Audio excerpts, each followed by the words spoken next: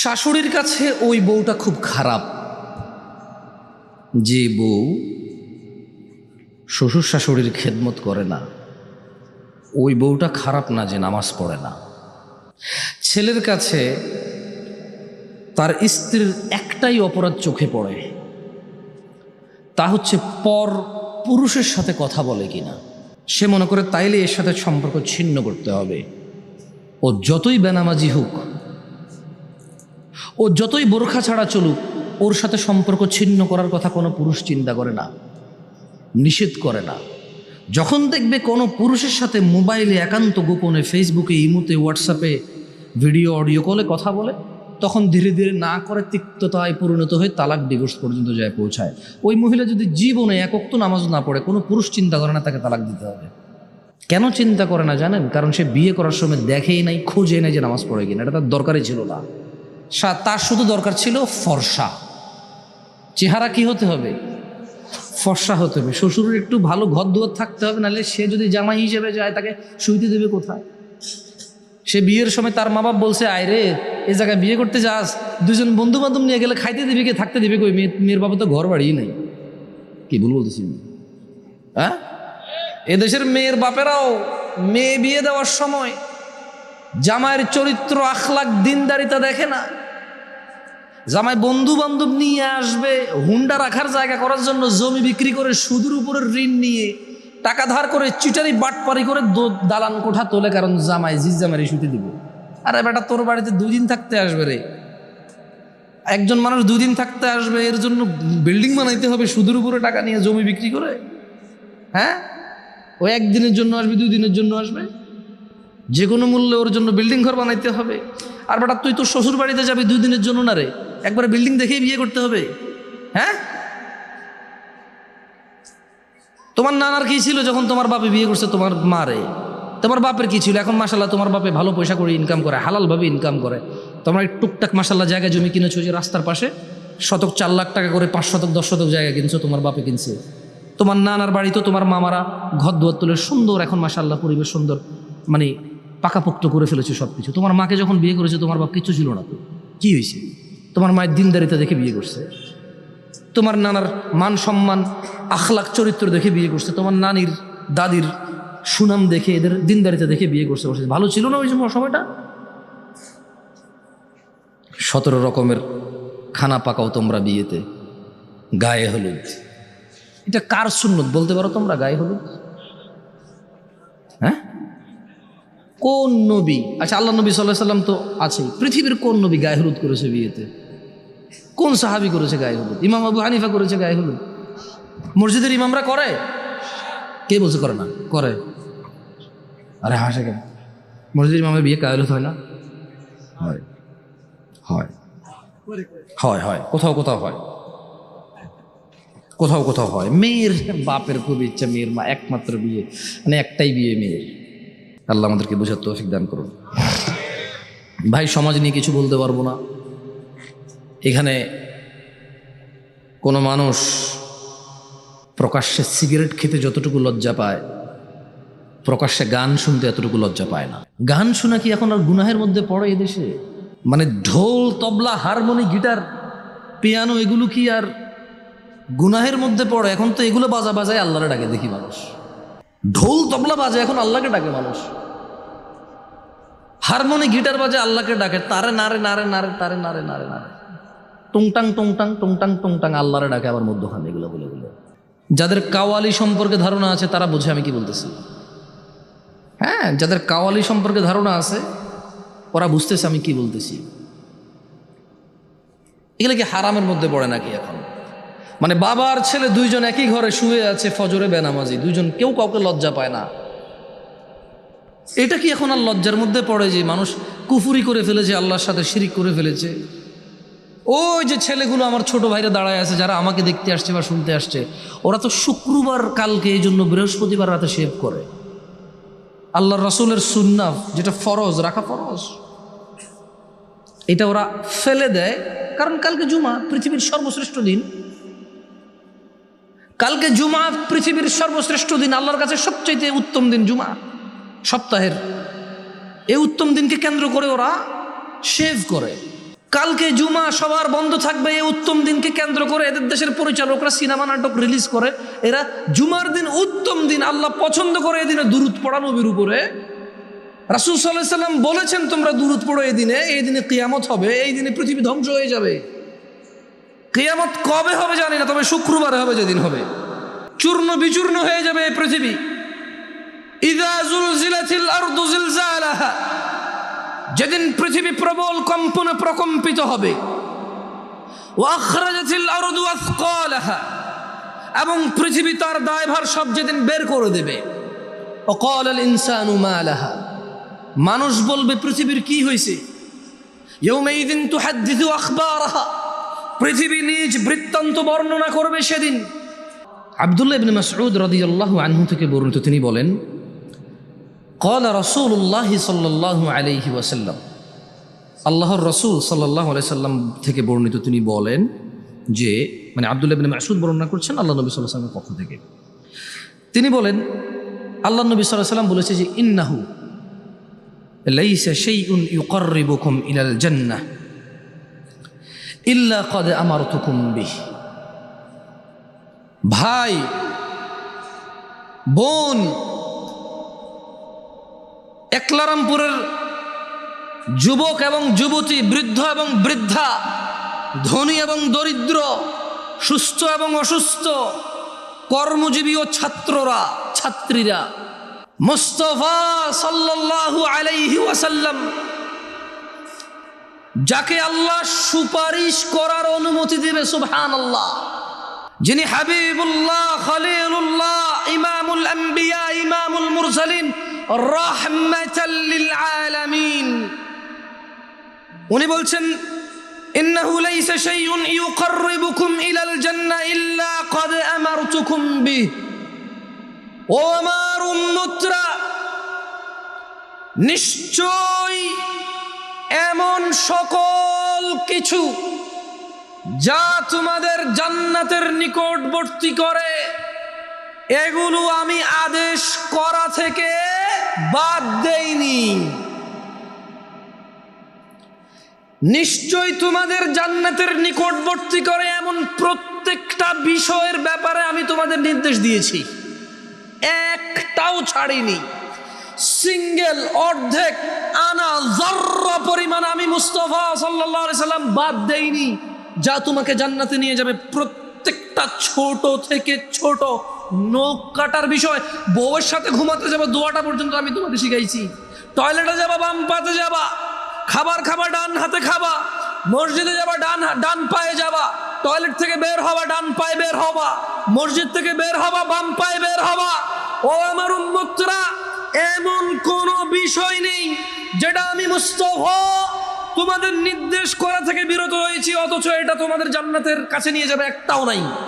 ওয়ালাইসা শাইউন ইউকাররিবুকুম ইলান নার, ও আমার উম্মতরা, এমন একটা বিষয় নেই যেটা তোমাদের জাহান্নামে নিয়ে যাবে। ইল্লা ক্বাদ নাহাইতুকুম আন, অথচ আমি মুস্তাফা সাল্লাল্লাহু আলাইহি ওয়াসাল্লাম এমন একটা বিষয় নেই যা তোমাদের জাহান্নামের নিকটবর্তী করবে, অথচ আমি মুস্তাফা নিষেধ করিনি।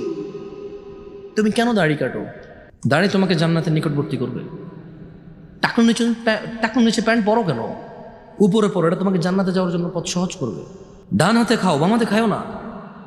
বাম পায়ে যাও টয়লেটে, দোয়া পড়ে যাও, আল্লাহুম্মা ইন্নী আউযু বিকা মিনাল খুবুসি ওয়াল খাবাইস পড়ে যাও। বের হয়ে গুফরানাক বলো। মসজিদে ঢুকে দোয়া পড়ে ঢোকো, ডান পায়ে ঢোকো, বাম পায়ে বের হও। কাউকে দেখলে সালাম দাও, সাধ্য মতো কাউকে, যাকে তাকে, অপরিচিত মানুষকে সালাম দাও, খাবার খাওয়াও। যেখানে দিন শিখা যায় ওখানে যাও। আল্লাহ নবী সাল্লাল্লাহু আলাইহি ওয়াসাল্লাম বলছে যে ব্যক্তি দিন শিখার জন্য পথ চলতে শুরু করে, সাহহালাল্লাহু লাহু, আল্লাহ সুবহানাহু ওয়া তাআলা তার জন্য জান্নাতের পথকে সহজ করে দেয়।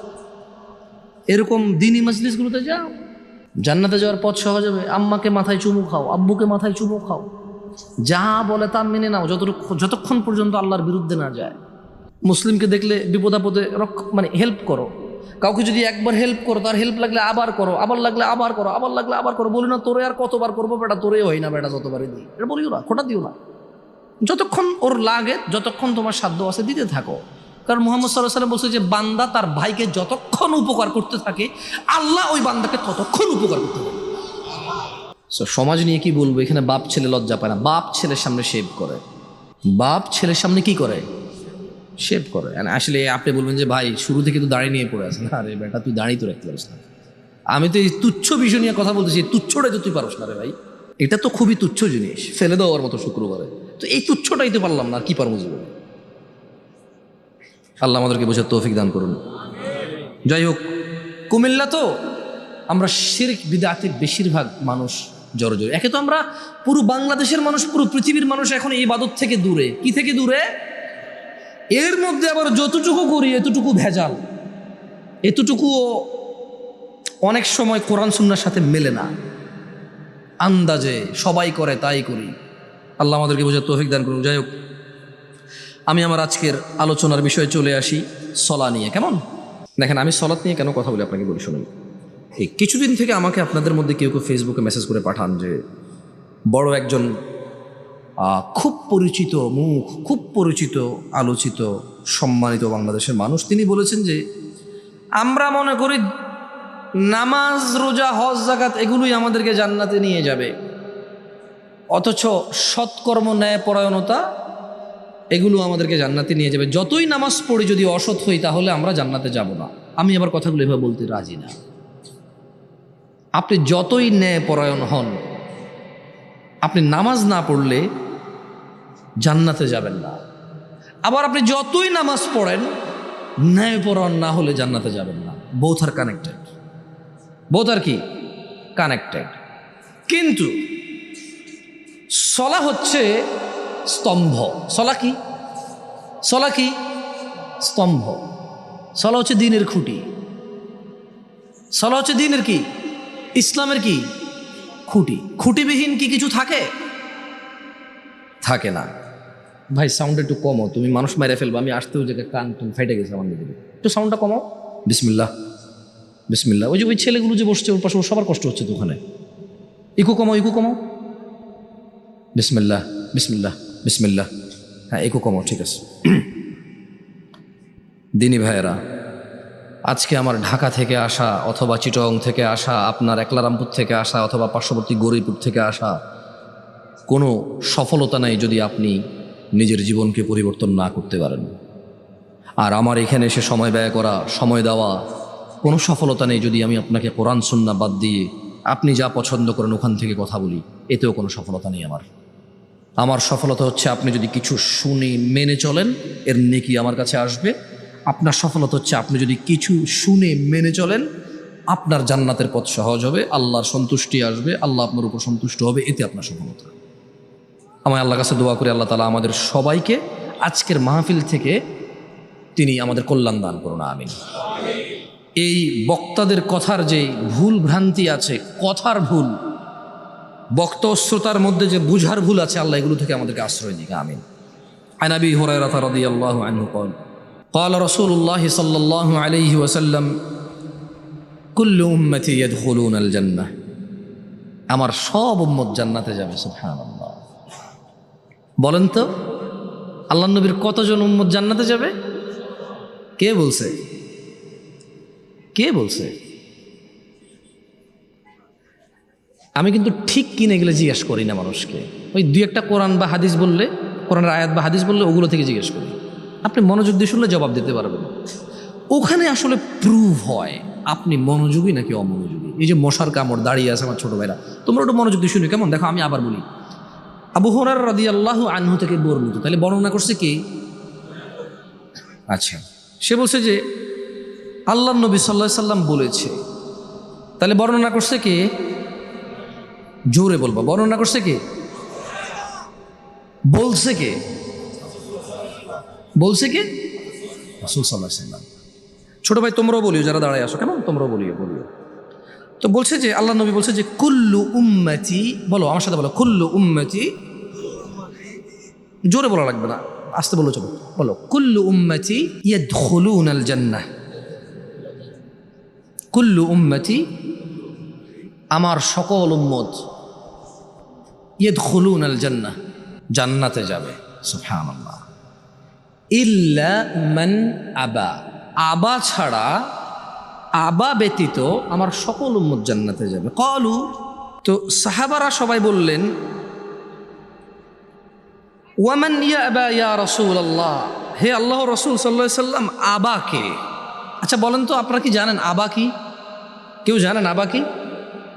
জানেন? সাহাবারা সবাই বললেন, ইয়া রাসূলুল্লাহ ওমান ইয়াবা, আবা কে? যে জান্নাতে যাবে না, যে আপনার উম্মতের মধ্যে পড়ে না। নিশ্চয়ই, যেহেতু আল্লাহ নবী বলেছে উম্মত জান্নাতে যাবে, কে জান্নাতে যাবে? আবা জান্নাতে যাবে না। তাহলে আবা কি উম্মত অন্তর্ভুক্ত? গণ্য হয়? গণ্য হয় না। তখন তিনি সাল্লাল্লাহু আলাইহি সাল্লাম বললেন, মান আতাআনি, যে আমি মুহাম্মদের অনুগত্য করবে সাল্লাল্লাহু আলাইহি ওয়াসাল্লাম, দাখালাল জান্নাহ, সে জান্নাতে প্রবেশ করবে। ওয়ামান আসানি, আর যে আমাকে প্রত্যাখ্যান করবে অথবা আমার অবাধ্য হবে অথবা আমার অনুসরণ করবে না, ফাকাদ আবা, সেই হচ্ছে আবা। তাহলে আবা কে বলতে পারেন? কোথায়? আমি আপনার মনোযোগ, বুঝা যায় না কথা? আমি আমার কথা শুনি কেন? আমি বুঝলাম না, 2-3 বার শুনি।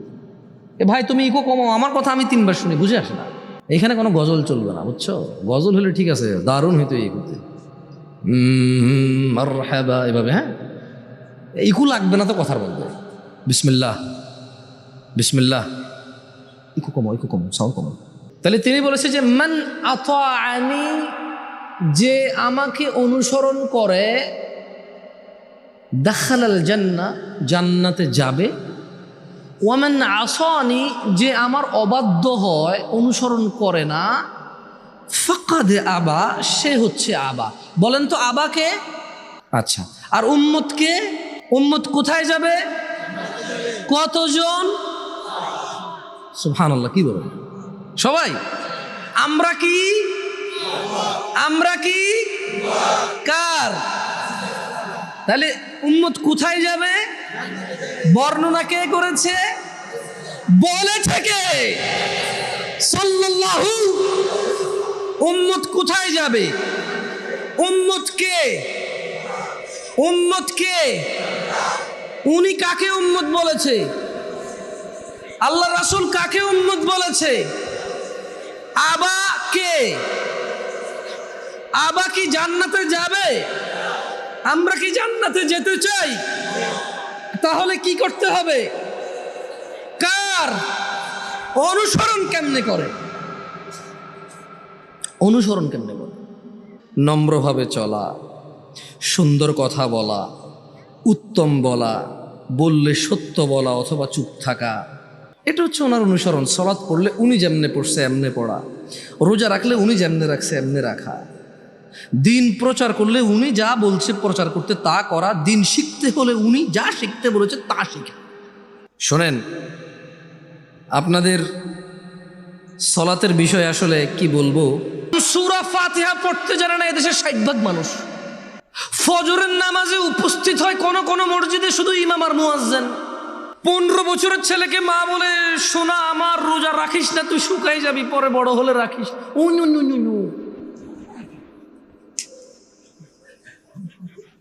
বুঝছেন?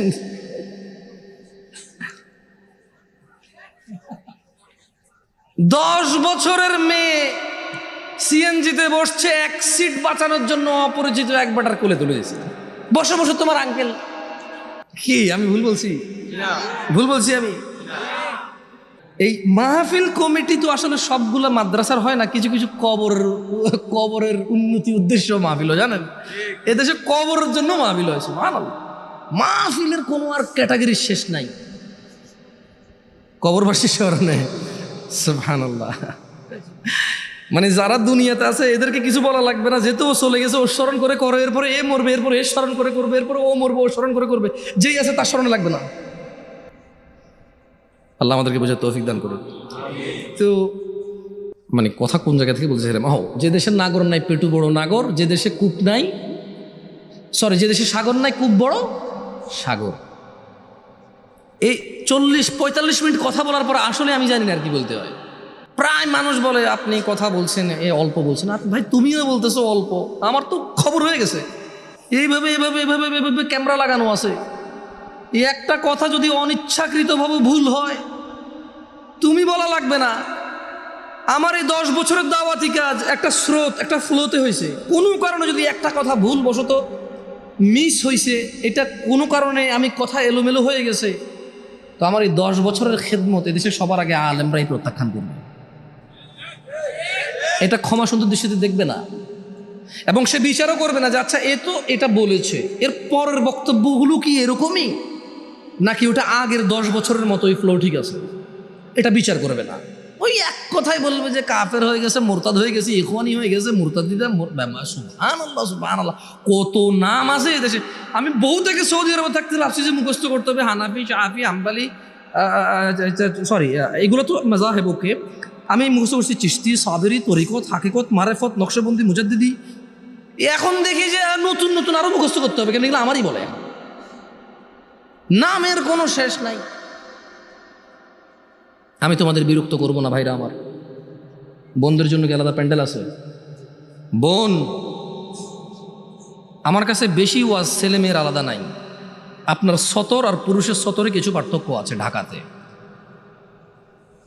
আপনার জন্য অসুস্থ হন আপনি, সেখানে সলাৎ আপনার জন্য নিষিদ্ধ, এবং এতে আপনি পরেটার কাফফারা করতে হয় না। পুরুষ কখনো তার জন্য সলাৎ নিষিদ্ধ হয় না, সে পড়তেই হবে যতদিন সে বেঁচে আছে, একদিনের জন্য তার জন্য নিষিদ্ধ হয় না।